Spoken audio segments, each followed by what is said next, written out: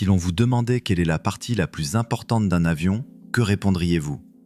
Très probablement, la première chose qui vous viendrait à l'esprit serait les ailes ou les moteurs.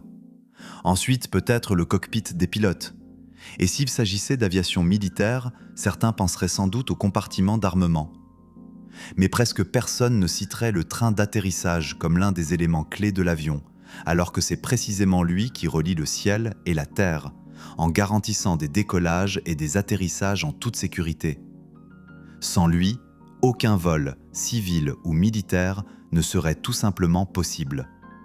Aujourd'hui, nous allons voir comment est conçu et entretenu cet élément essentiel, capable de supporter chaque jour des charges de plusieurs dizaines de tonnes. Commençons par l'essentiel. Qu'est-ce que le train d'atterrissage?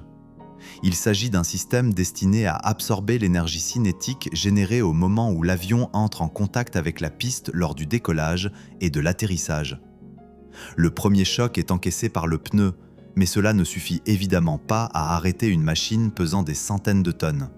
C'est pourquoi le train est équipé d'amortisseurs qui adoucissent l'impact en redistribuant l'énergie dans l'ensemble de la structure. Son efficacité dépend de dizaines de paramètres.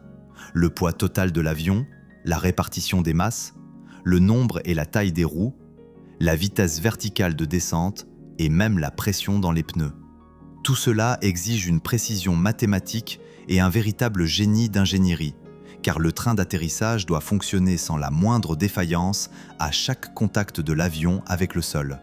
L'un des leaders mondiaux dans la production de composants aéronautiques est Airbus.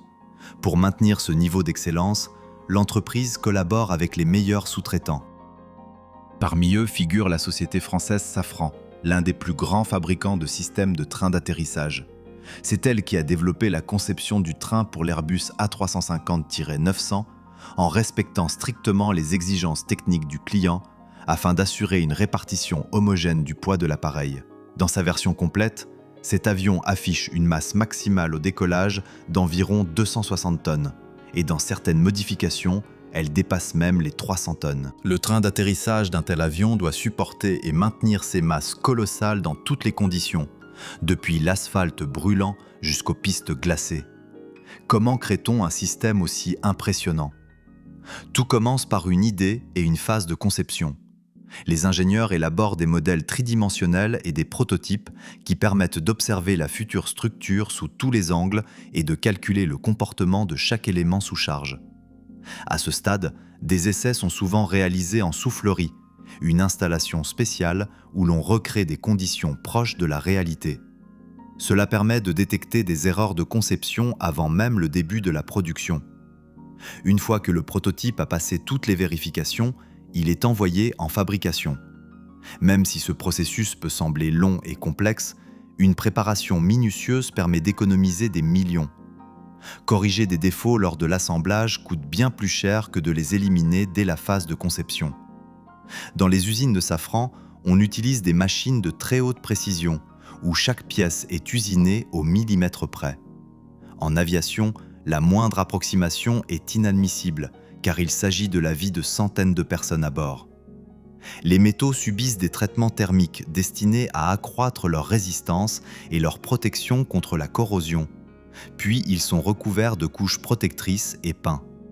Ensuite, chaque composant est soumis à un contrôle qualité rigoureux.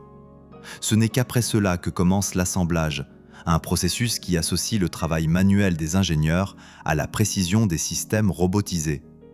Cette combinaison de l'expérience humaine et de l'exactitude mécanique permet d'obtenir un ajustement parfait de tous les éléments. Une fois assemblé, le système est soumis à une série d'essais destinés à vérifier qu'il peut supporter des dizaines de milliers de kilogrammes lors de l'atterrissage. Mais Safran n'est pas le seul géant du secteur.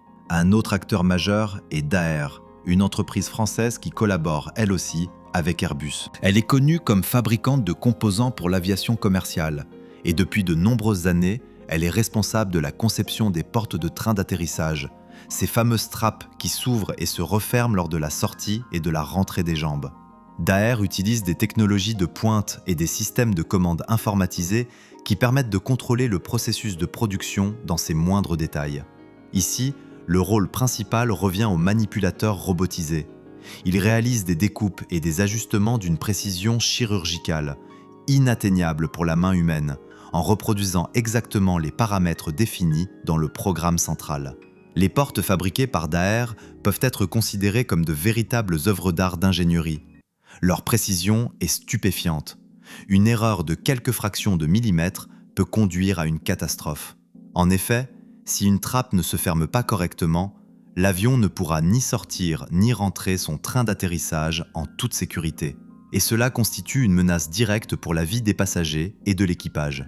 La création d'un train d'atterrissage est un équilibre délicat entre robustesse, légèreté et fiabilité. Chaque écrou, chaque boulon, chaque vérin hydraulique est calculé pour résister à des charges monstrueuses générées lors des décollages et des atterrissages.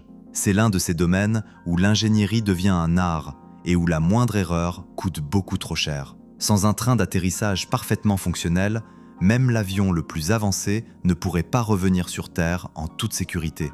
Cela est particulièrement vrai dans l'aviation militaire, où les exigences de fiabilité sont nettement plus élevées et où les machines opèrent régulièrement dans des conditions extrêmes.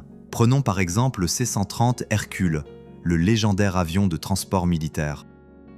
Son poids à vide est d'environ 34 tonnes, tandis que sa masse maximale au décollage atteint 70 tonnes.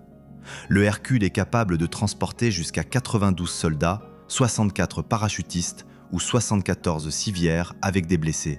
Pour garantir la sécurité de toutes ces personnes, le train d'atterrissage doit être d'une fiabilité absolue, car il supporte l'intégralité du poids de l'appareil à l'atterrissage et assure sa stabilité même sur des pistes irrégulières ou endommagées.